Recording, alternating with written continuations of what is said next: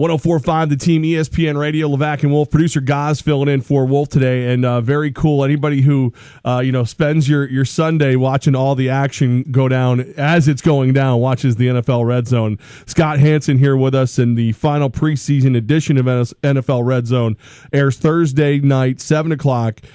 Scott, I would love to start this conversation talking about touchdowns, but I have to talk about a guy sitting down. What are your thoughts on Colin Kaepernick? Well, guys, first of all, good to be with you. It's always a great time of year when I'm doing an interview like this because it means we're getting close to actual real football with real touchdowns, and I'm definitely looking forward to that. Now, that being said, with the preseason games not counting and everything, people love a hobby horse to talk about something else, and Kaepernick seems to have provided us that. My take is this.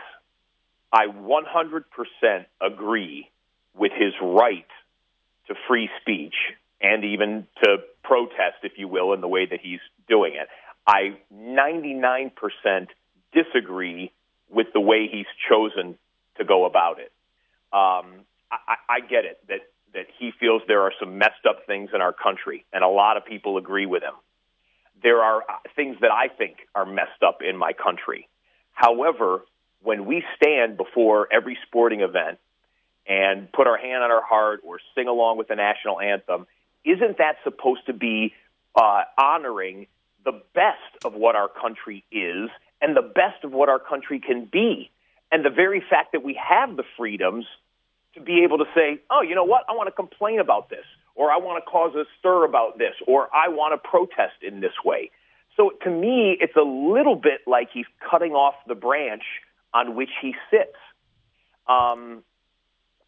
I said 99% I disagree with the way he's going about it. 1% of me thinks if all he really wanted was to get everybody across the nation in sports talk radio and even on mainstream, 24-hour news channels to be talking about this, well, then it's mission accomplished for him.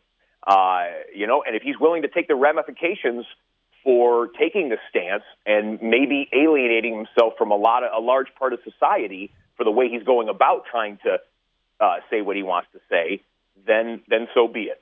Scott Hanson of the NFL Red Zone joining us right here on 104.5 The Team. Scott, I know the NFL is going to do a lot to remember 9/11 for the first week of the game. I know San Fran starts their season on the 12th.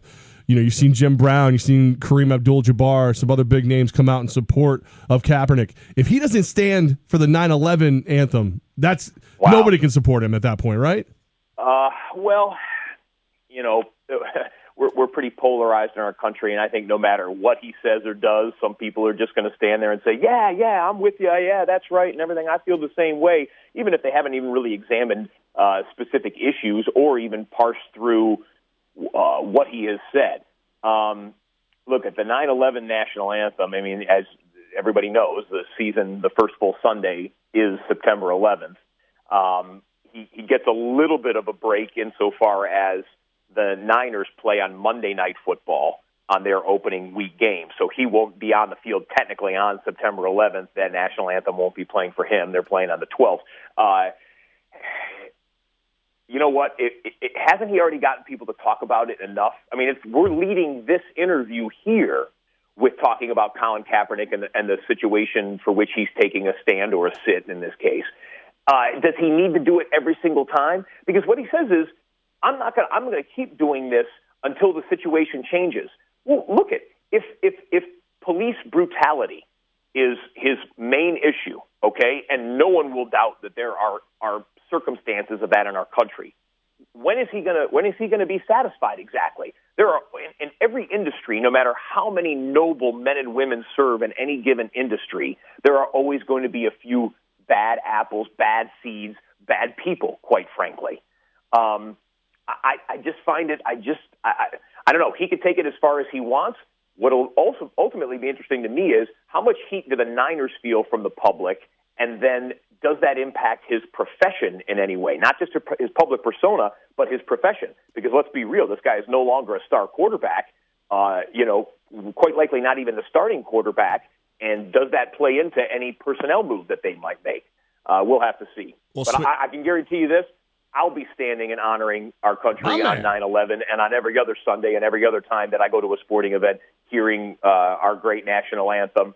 And we'll probably have something special on Red Zone that day to at least acknowledge and maybe try and show some of the pageantry and honoring that we do across the NFL leading up to kickoff. No doubt. I'm with you guys as well. I'm excited for that September 11th first regular season Red Zone Sunday. It's going to be great. So we'll swing this back to the action on the field. You have the Dallas Cowboys that are going to more than likely start Dak Prescott week 1. You have the Minnesota Vikings with now a backup quarterback, a veteran nonetheless, and Sean Hill. And you have the Denver Broncos with Simeon, who's never started an NFL game before. Of those three, Dallas, Denver, and Minnesota, which one's in the best shape going into week 1? Wow, good question. I mean, think about that. You just ran down those names and those teams. The Super Bowl champion, a division champion, and think about what you will about the Cowboys. They were going to be a playoff contender and may still be a playoff contender, maybe a division contender this year. And all of them are huge question marks at the most important position on the field.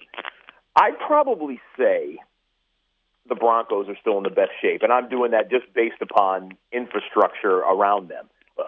You look at the numbers that the quarterback position produced for the Broncos last year, and I'm talking Peyton and Brock Osweiler for the short period of time he was the starter. They threw more interceptions than they did touchdowns, and they still were able to go deep and make the playoff run and win the championship. Von got paid, so that defense lost a couple of parts to free agency, but still the no-fly zone is pretty much intact. If Aqib Talib can come back fully healthy, Von Miller's still one of, if not the best edge rusher that there is on 3rd and long. And then Trevor Siemian has got to go in. Don't make the big turnover. Get your points when you can. Don't try and be a hero. Look for Demaryius Thomas. And I think they can weather the storm better than the others. The Bridgewater thing is just absolutely shocking and just a horrible circumstance. I mean, the scene that was described by the reporters that were on the sideline there, just devastating. Now, can Coach Zimmer get them to where they have to, bite down on the mouthpieces and say, boys, we've got, this is what we've got. We know this with 10 days going into the season. Can we overcome all of this? That defense was fantastic. We know the running game can be there for Minnesota. They might be able to weather the storm. I can't imagine that they would still be able to overcome Green Bay without Teddy Bridgewater for the whole year. And then Tony Romo, hey, I'll tell you what, Dak Prescott to me was not only the most impressive rookie quarterback, he may have been the most impressive rookie I've seen in preseason. Wow. So why not roll it out there and see, can you do it against real legitimate defenses that are trying to confuse you, that are playing hard for 4 quarters? Let's see it for the first month or so of the season and see where Dallas goes. Scott Hanson, he's the man from NFL Red Zone right here, 104.5 The Team ESPN Radio. So, Scott, we got a lot of Giants fans around here, and you mentioned the issues with Dallas. Is this a year where the New York Football Giants can step up and win that NFC East? Look, I can't think, if you're a neutral party, I can't think anyone could argue with picking the Giants in the division, okay? Eli's still going to be Eli, right? What can Victor Cruz give you? You know Odell's going to be Odell, okay? Find a little bit more out of the running game, and you could have a 30-plus point a game offense, in my opinion. The defense was atrocious last year. They had all those close games, and they could not close. So they threw $200 million at it to try and fix that. And I think still with coaching continuity, with McAdoo having been on the staff, that they can come together and look at Philadelphia is an unknown quantity, quarterback situation, new head coach, all of that. Washington won it kind of by default last year, but I don't think people expect them to take a giant leap. They don't have some additions. I know Josh Norman's a nice piece, but I don't think they have additions that really scare anyone in the division. And then the Romo-less Cowboys, how can you not think, well, we can beat them and or get over the top of them? You're going to play them in week 1. That's a game that's always been one of those 42-49 type shootouts early in the season. And how could you not think that the Cowboys could now play, or that the Giants could now play the Cowboys with starting a rookie quarterback there in week 1? So, yeah, you pick the Giants, I don't think anyone has an argument with that at all. But you've got to see them actually close out games in the fourth quarter. It'll be fun to watch. It's got to be fun to watch you in the middle of that 49-42 game. Just constantly on red zone. I'm rolling up my sleeves when that thing gets into the fourth quarter, and I'm saying, okay, we got this many games going on across the National Football League, and how many of them are one-possession games?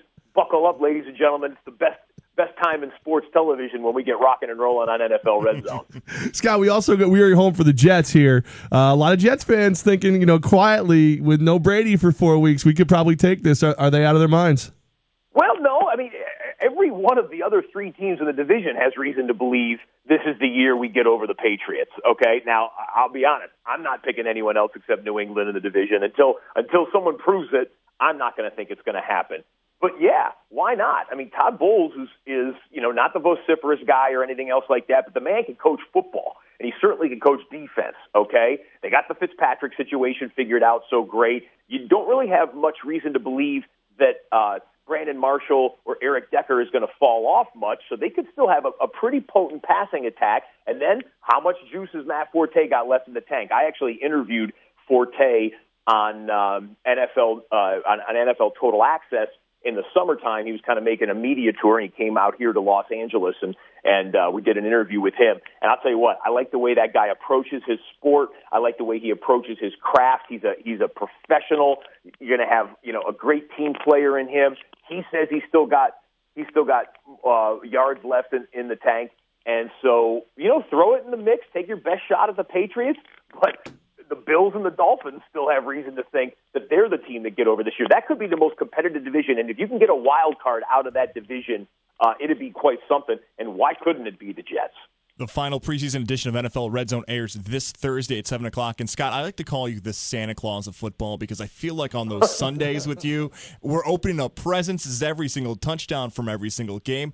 And especially for fantasy football players, you're getting to watch all your offensive guys do work. And I know you're a fantasy football player. Give us a gift, Santa Claus, some fantasy football advice for the players here in the Capital Region.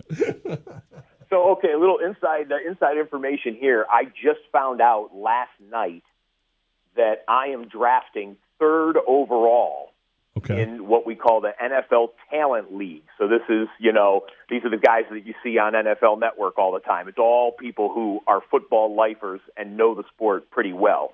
Now, knowing football well is different than knowing fantasy football, but most people make that transition pretty well. So what I'm trying to say is I'm in an ultra-competitive league, and I'm trying to figure out where do I think I'm going to land on my third overall pick. We're a full PPR league, and that obviously sways a lot of what you do. I figure Antonio Brown is going to go 1 or 2, and now I'm just wondering, is Todd Gurley the other pick for the teams that are in front of me? Is Julio Jones off the board? Does someone want to take a flyer on David Johnson, the running back out of Arizona? So it's the most intense time of the year for me. We have our draft next week. We let all the preseason games settle. We let all the injuries and the cuts settle and everything else like that. But circling back to your overall point, look, if you love fantasy football, you can't watch one game and see your fantasy football team. Mm-hmm. You're watching every game if you watch NFL Red Zone. And I'm telling you, when I deliver it, you guys watch me, I have some passion and some enthusiasm about how I go about my job of hosting NFL Red Zone.